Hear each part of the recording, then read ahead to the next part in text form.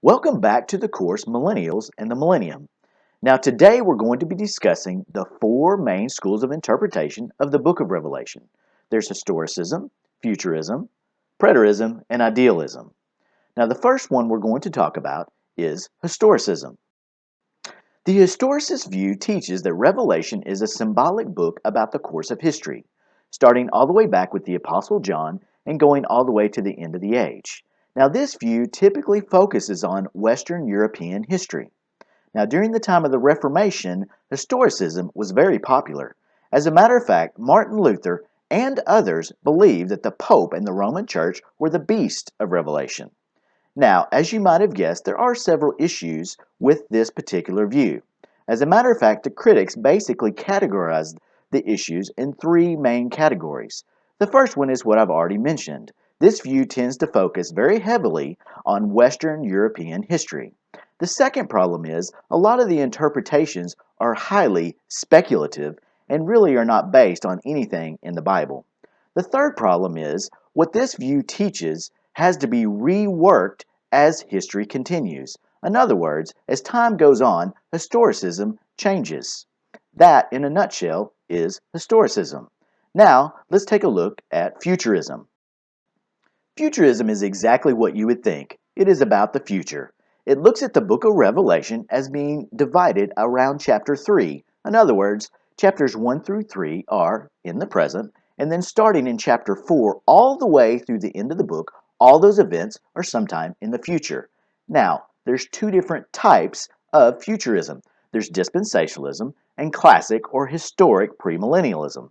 Now, we're going to talk about those millennial views in more detail at a later time, but for now, here's a few details. Dispensationalism actually divides the Bible into different dispensations or periods of time. It also focuses on God's covenant people, Israel. It actually divides the Jews from the Christians and sees the church age as a parenthesis in God's timeline. Now, something else we get from dispensationalism is the 7-year tribulation, and it believes the church will be raptured out at the beginning of that tribulation. Now, if you remember from our terms, that means in dispensationalism, they have a pre-tribulational view of the rapture. Now, in the classic or historic approach, it's a little bit different, particularly around the rapture. They believe the Jews and the Christians will go all the way through the 7-year tribulation and then will be with Christ at the end of that time. Now, that is futurism.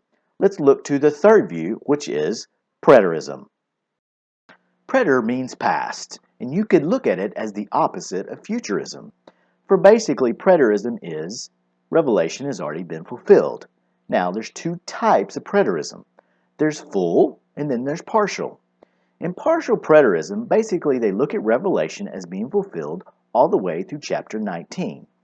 However, chapters 20 through 22 they look as in the future. The resurrection of believers, the final judgment, the millennial reign of Christ, all being in the future. But chapters 1 through 19, they do look, the partial preterist does look at that as already fulfilled with the events leading up to 70 AD with the destruction of Jerusalem. However, there's also the full preterist viewpoint, and that is a little bit different. Basically, it looks at Revelation as being completely fulfilled in 70 AD. So that means they believe the return of Jesus actually happened in 70 AD. And because of that view about the return of Jesus with full preterism, some scholars believe that that view is heretical. Now, back to partial preterism. Partial preterism actually has gained a lot of ground in recent times with such proponents as R.C. Sproul. However, there are some issues with partial preterism, the main one being the dating of the book of Revelation.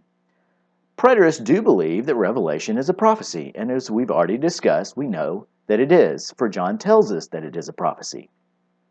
But for that to be the case, and for chapters 1 through 19 to be fulfilled, that means the book of Revelation had to be written at least in the mid-60s AD. Now, there are some scholars out there and historians that believe that Revelation was written in 69 or 70 AD. That's not the traditional view. The traditional view is in the 90s, but there are scholars that believe 69 or 70 is a good date. However, for preterism to work, the book of Revelation would have to be written in the mid-60s. And that is preterism. Now, let's look forward to our final view or school of thought of Revelation, and that is idealism. The idealist view is referred to sometimes as the spiritual view. It basically sees Revelation as an allegory. The basic idea is the imagery set forth in the book of Revelation is basically a timeless struggle between good and evil, or God and Satan, and it does not tie any historical events to the book of Revelation. In doing so, what this means is the book of Revelation is relevant to any time in history. In other words, God's people do suffer, but in the end, God is victorious.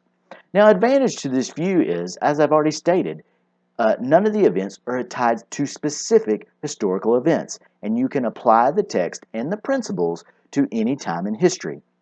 In this way, it teaches timeless spiritual truths.